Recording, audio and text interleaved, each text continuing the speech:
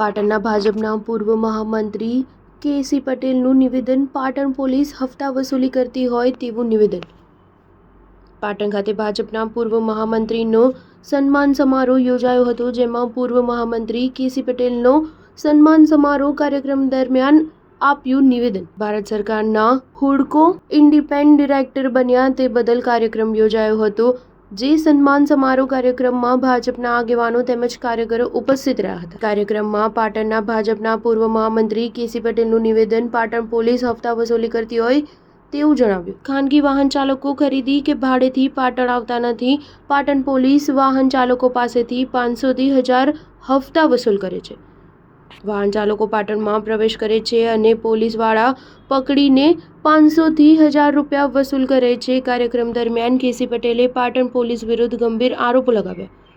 તેમણે જણાવ્યું કે પોલીસ ખાનગી વાહન ચાલકો પાસેથી 500 થી 1000 રૂપિયાનો હપ્તો વસૂલ કરે છે. આ કારણે બહારના વાહન ચાલકો પાટણમાં આવતા નથી.